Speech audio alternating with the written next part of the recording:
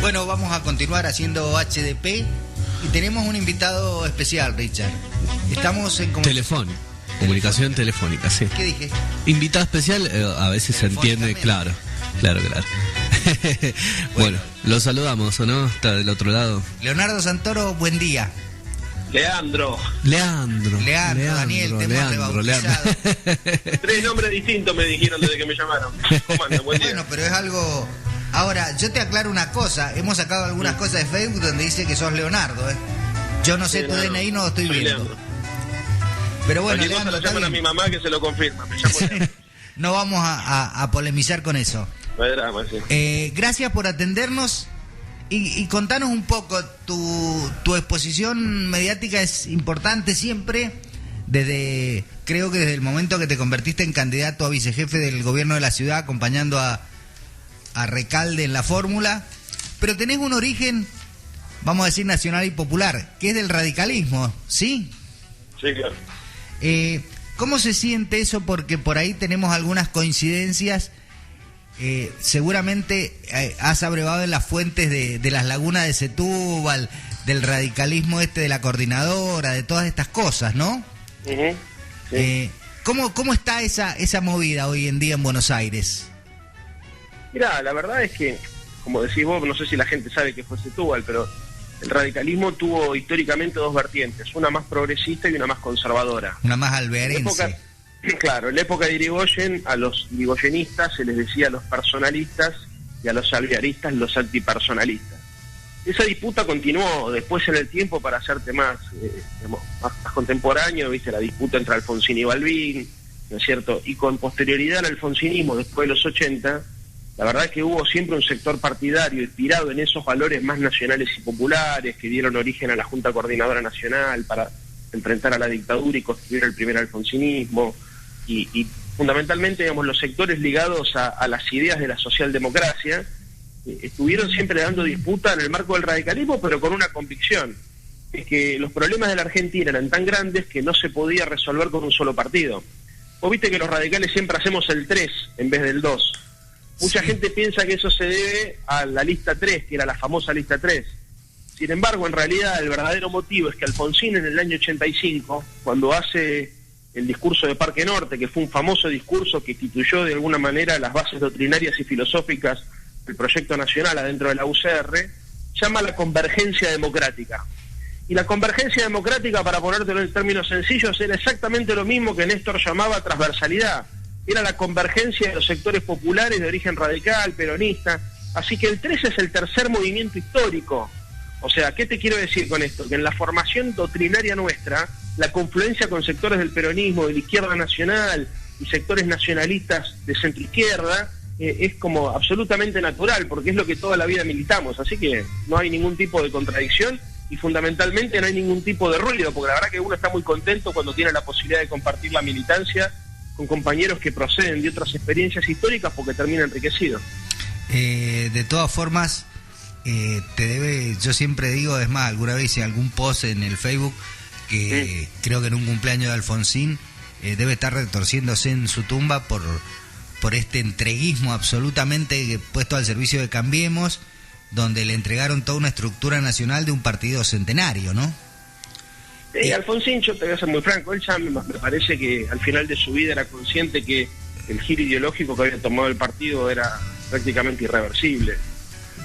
A ver, nosotros vimos venir durante muchos años una tendencia conservadora que expresaba a viva voz la necesidad de confluir con el PRO. Porque, a ver, el señor Sanz, el señor Morales, inclusive dirigentes tradicionales como Rosas o como, no sé, cualquiera, digamos, de los que venían de Casela, eran tipos que sostenían hacía tiempo que como el peronismo había hecho un giro hacia la izquierda con el kirchnerismo, el radicalismo, si quería existir, estaba obligado a hacer un giro en sentido contrario.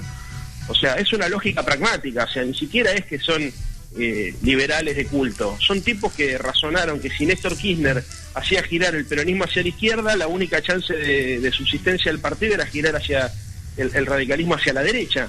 Entonces ahí Alfonsín ya había advertido en más de una oportunidad al final de su vida que si esto ocurría era el final de la UCR, porque el radicalismo había surgido de la vida pública no para pelearse contra el peronismo, sino para pelearse contra los conservadores por la ampliación de derechos.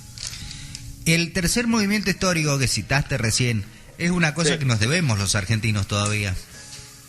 Porque desde Irigoyen, Perón y después Alfonsín tuvo la intención, el kirchnerismo también, pero siempre nos lo están cortando por algún lado. Sí, porque, a ver, una de las características de la derecha es que para generar consenso social lo que busca es fragmentar al campo nacional y popular, dividirnos a partir de viejas antinomias o de falsas dicotomías. La verdad es que durante muchos años los argentinos estuvimos discutiendo pelotudeces. O sea, yo creo que es muy importante garantizar las formas, las reglas de juego, y que es muy importante fundamentalmente garantizar que haya república en la Argentina. Pero lo que está verdaderamente pendiente es la construcción de la democracia. ¿Y eso qué significa?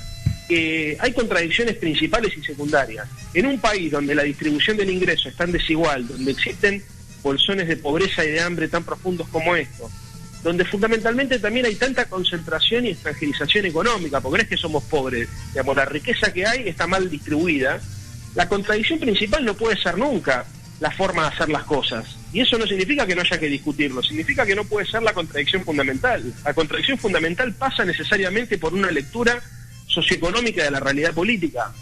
Y cuando la lectura, digamos, la hace de la política, la termina haciendo los medios de comunicación, a los efectos de poder simplificar y hacer de la política una suerte de actividad deportiva donde lo que importa es ganar y evitar la derrota, te terminan fijando una agenda que no tiene nada que ver con las prioridades políticas de tu movimiento.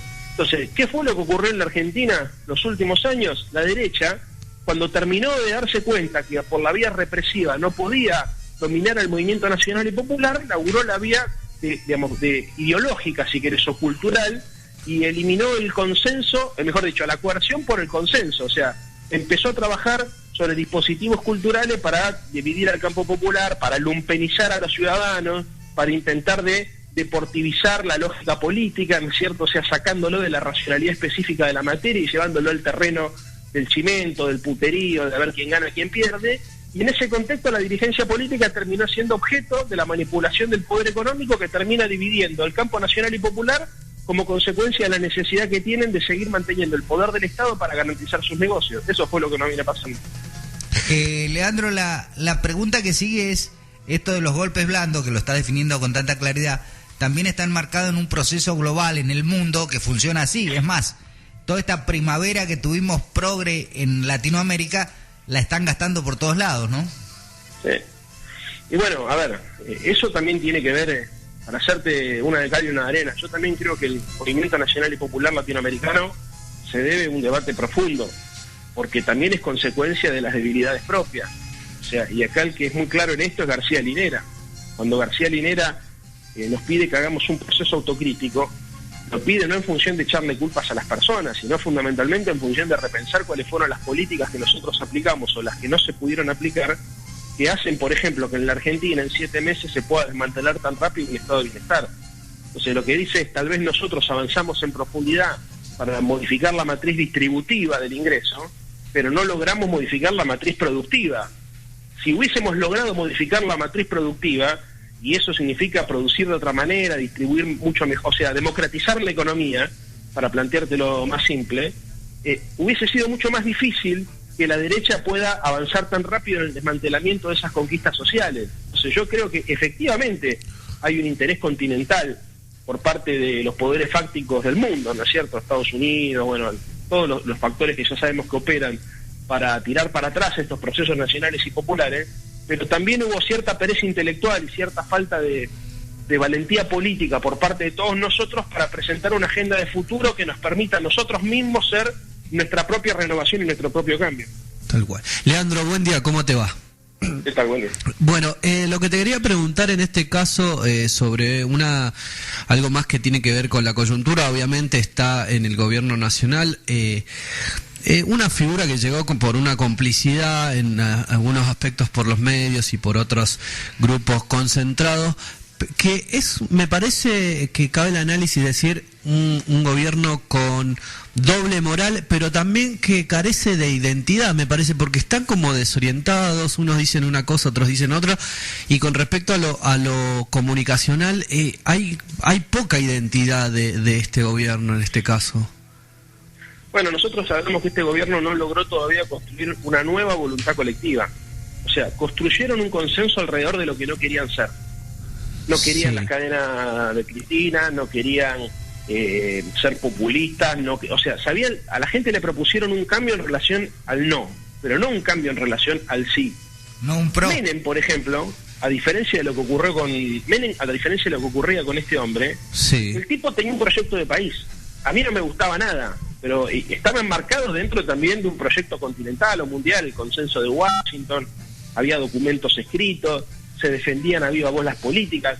Quienes instrumentaban esas políticas eran políticos profesionales. Yo recuerdo la primera línea de Menem, era una primera línea para jugar el Mundial, Corach, Cohen y Bauzá. Eran 3 cuadros políticos que desde nuestra perspectiva trabajaban para el mal, pero eran muy eficientes en lo que hacían, tenían una comprensión política del fenómeno político. Yo creo que este gobierno tiene una comprensión económica del fenómeno político y por ende no termina de dar pie con bola, porque no tiene ni operadores políticos que lleven adelante las políticas, ni tiene un relato, coherente que les permita generar esos consensos sociales, esa nueva voluntad colectiva propositiva que le permita a la derecha sostener un proyecto de esta naturaleza, porque la verdad es que un proyecto de tanta regresión económica, que genera tanta pobreza y tanta exclusión, si los tipos no tienen decisión de reprimir, podrán reprimir eventualmente, pero entiendo que este gobierno tampoco tiene condiciones para... no es lo mismo una dictadura que Macri, digamos, ¿no es cierto?, para poner la gendarmería en la calle y cagar a palo a todo el mundo, porque la cosa hoy funciona de otra manera. Debería demostrar por lo menos cierta inteligencia, entre comillas, a la hora de poder construir una voluntad mayoritaria, digamos, que se construye sobre la idea de un debate político. Sí. O sea, lo que te quiero decir es que este gobierno, digamos, al no hacer política, termina agregándole problemas a la gestión económica, ¿no es cierto? Porque a las tensiones sociales, como consecuencia del empobrecimiento y la transferencia del ingreso, se le suman las impericias, las torpezas, que hacen que muchos argentinos sintamos que nos están provocando, con lo cual, la verdad es... el problema me parece que es mucho más grave de lo que parece a primera vista. Sí. Leandro, la pregunta que sigue es, ¿te sentís hoy dentro del Frente para la Victoria?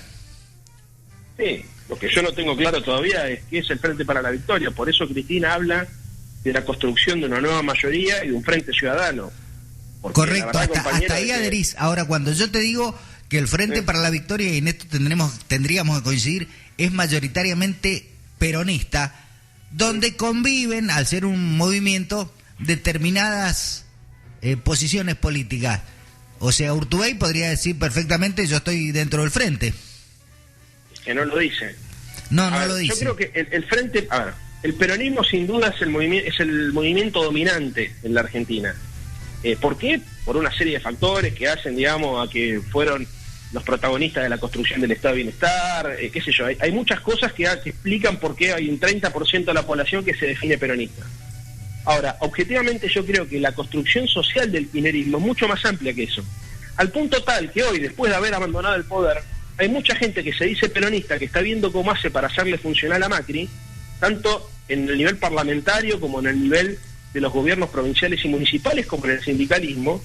Y hay otras personas que han surgido, los famosos empoderados de Cristina, que han surgido en la vida política. Algunos se terminaron definiendo peronistas, pero por kirchneristas. Y otros, en el caso de mi ciudad, en la ciudad de Buenos Aires, no se definen como peronistas, pero sí son cristinistas. Yo te pongo un caso. Nosotros acá, yo vivo en el barrio de Caballito, es un barrio de la centralidad de Buenos Aires. El 10 de enero hicimos un acto con Leopoldo Morón en el Parque Rivadavia. No pusimos un micro, no imprimimos un volante, no pegamos un afiche. Juntamos 5.000 personas. Esas 5.000 personas que eran, sin duda, mucha gente de extracción y de origen peronista que nos vino a dar una mano y apoyar, porque entendía que en esos primeros meses de enero, en esos primeros días de enero era muy importante recuperar la mística del proyecto nacional y popular. Pero también aparecieron cientos de personas que nos decían: yo había sido radical y me enamoré de Néstor, o yo había sido alfonsinista y soy de Cristina, o yo provengo de la izquierda y no tengo partido político porque no tengo un canal de participación, pero estoy acá. Acá, por lo menos en la ciudad de Buenos Aires, está lo que nosotros llamamos el kirchnerismo silvestre. Hay mucho de eso que, sin ser peronista, que tal vez votó el Frepaso en algún momento al alfonsinismo, algunos también inclusive a Lilita Carrero cuando Carrero otra cosa, hoy se sienten interpelados por Cristina. Así que desde ese punto de vista yo les quiero decir, muchachos, que para mí es mucho más amplio el kirchnerismo que el peronismo. Está bien, pero puestos en un frente, llamale para la victoria o para lo que quieras, ¿podrías ¿podrías compartir un frente con Bossio? ¿O decididamente no? A ver, yo fui funcionario los últimos 7 meses del gobierno de Cristina porque me lo pidieron cuando Guado de Pedro asumió como secretario general de la presidencia. Hubo corrimientos en el gabinete y me pidieron ser funcionario, así que de hecho acompañé el gobierno de Cristina al final y Bossio era funcionario. Y cualquier construcción de mayoría implica aceptar la convivencia con gente que tiene estilos distintos y muchas veces percepciones de la realidad y formas de hacer las cosas distintas. Acá, muchachos, lo que hay que tener claro es que lo importante es la conducción política y el programa de gobierno. A mí no me interesa, no me preocupa, mejor dicho, formar parte de un frente heterogéneo, porque la única posibilidad de construir una mayoría electoral es construyendo un conglomerado variopinto. O sea, las mayorías nunca son homogéneas, son siempre por definición heterogéneas. La diferencia sustancial entre un rejunte y una coalición política y social es que hay un programa y un liderazgo político. Si hubiese un liderazgo político como el de Cristina, que nos garantizó a los argentinos de izquierda, digamos, la concreción de un programa de gobierno que nos contenga, yo no tendría problema que existan otros personajes que tal vez no sean de izquierda, pero ni de centroizquierda, muchos de ellos, pero que pudieran ser funcionales al proyecto. El problema lo tenés cuando vos tenés un liderazgo errático que no termina de definir un rumbo o un programa de gobierno que termina siendo antipopular. También podría darse el caso de tener dirigentes de la izquierda dura, como está pasando ahora con Sergio Massa, que está acercándose al pelado Tumini, que es ex-ERP, el jefe de Patria de Libres del Sur, ¿no es cierto?, de Vicky Donda, que es un tipo de izquierda que se está acercando a un conglomerado de centro-derecha, que al tener un programa tan flexible como el que hoy por lo menos tiene el Frente Renovador, a mí no me da ninguna garantía. Entonces, insisto con esto, para mí la clave pasa por el programa de gobierno y por el tipo de liderazgo. Leandro, la última, ¿sos optimista respecto de la construcción de este tipo de frente? Donde me encanta que tengas la amplitud de criterio para decir, pueden converger todos, ¿sí? Nos sujetamos a determinado plan de gobierno. Y, a ver, yo por ejemplo, la verdad milité contento en la campaña de Scioli. O sea, ¿por qué? Porque dentro de lo que había, Scioli me garantizaba, desde una visión desarrollista, la idea de un país industrial, inclusivo, y no era un hombre que proviniera de la izquierda, Scioli, más bien todo lo contrario. Pero el armado político, el programa de gobierno y la construcción simbólica de su discurso lo ponía en un punto del arco ideológico donde yo estaba conforme. Ahora, para adelante, como diría Antonio Gramsci, yo soy pesimista de la inteligencia y optimista de la voluntad. O sea, siempre tiendo a ver las cosas mucho peor de lo que son, a los efectos de poder redoblar el esfuerzo. Y laburo como si estuviésemos por ganar. Así que tampoco es tan importante la percepción del éxito o del fracaso. Lo que importa acá es la convicción personal de que lo que estamos haciendo es lo correcto. Así que, independientemente de que se pueda o no se pueda construir un frente, yo como creo que es lo que hay que hacer, voy a laburar en eso. Está bien, pero viste que la gente por ahí es tan volátil y la gente politizada representará un 20%. Respeto y adhiero a lo que vos me decís, pero la gente también le gusta ganar en esto, así sea triunfalista. A ver, insisto con esto, a ver, yo creo que es fundamental ganar. La batalla por el poder es una batalla que tenemos que dar los argentinos, involucrarnos todos y no regalárselo a los sectores concentrados del poder, porque el poder es un dispositivo que se reproduce a sí mismo. O sea, en general, los hombres de poder lo que hacen es trabajan para conservar el poder y para reproducir el poder. Lo que ocurrió con el irigoyenismo, con el alfonsinismo, con el peronismo y con el kirchnerismo es lo que la CLO denomina populismo. Porque, a ver, ¿por qué populismo? Porque constituye al pueblo como sujeto activo de la historia. O sea, es el pueblo el que ocupa el lugar de las viejas élites para ser protagonista y definir un rumbo colectivo. ¿El pueblo o las corporaciones? Por eso. Pero a ver, la constitución del pueblo, digamos, como protagonista de la historia, es en realidad una tensión natural entre la democracia y el poder, entre la política y el poder. Yo creo en la política, y la única forma de construir mayorías electorales desde la política es aceptando la diversidad y la pluralidad. Mira, en política uno nunca puede. ¿Qué decía Perón? Perón decía, uno en política no puede hacer siempre lo que quiere. Uno tiene un porcentaje, creo que decía un 40%, decía Perón, de las cosas que puede influir. La visión estratégica del conductor es elegir ese porcentaje de manera inteligente para que sea lo más importante, sabiendo que el otro 60% lo va a tener que negociar. Y como en la vida, hermano, o sea, si vos querés dar una batalla para cambiar las cosas, tenés que bancarte, convivir con gente que tal vez, digamos, en otras circunstancias no te hubiese gustado, como en un laburo, como en una familia, como en cualquier lugar, porque hay un bien superior que es la felicidad del pueblo argentino, compañero. Bueno, habrá que digerir algunos sapos, no va a ser fácil, pero lo vamos a intentar, hermano. Es ideológica la cosa, hay que despersonalizar lo más posible la política y plantear, a ver, si vos tenés claro cuál es tu agenda de futuro, qué es lo que querés hacer cuando llegás al gobierno, el tema de con quién lo haces es secundario.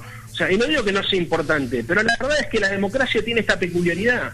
Lamentablemente, digamos, las sociedades complejas como las nuestras muchas veces nos obliga a tener que convivir y hacer cosas que no nos gustarían, pero eso no significa militar el pragmatismo ni resignarse a los ideales, significa tener una posición realista frente a un mundo que es complejo, digamos, y que lamentablemente ha padecido un sinfín de operaciones culturales e ideológicas. Entonces, hoy la Argentina es una sociedad heterogénea, y esa sociedad heterogénea demanda de la política la suficiente versatilidad como para poder construir una mayoría, para no regalarle a la derecha la construcción del poder, sino, porque estos son problemas morales que la derecha nunca se hace, la derecha no tiene problema en sumar a cualquiera. En general, el problema lo tenemos los que no somos de derecha, que sentimos muchas veces que cuando incorporamos a sectores que no son puros, estamos siendo traicionados o estamos traicionando a nuestros ideales. Pero repito con esto, a las personas hay que juzgarlas fundamentalmente por lo que hacen y mucho más a los gobiernos. Si tenemos claro a dónde queremos ir, este tipo de contradicciones son secundarias. Leandro, agradecerte infinitamente, no va a ser la última vez que te molestemos. Y bueno, pongámosle fe que vamos a sacar adelante esto. Vamos para arriba, compañero. Abrazo grande y no aflojar, Chau, chau, gracias.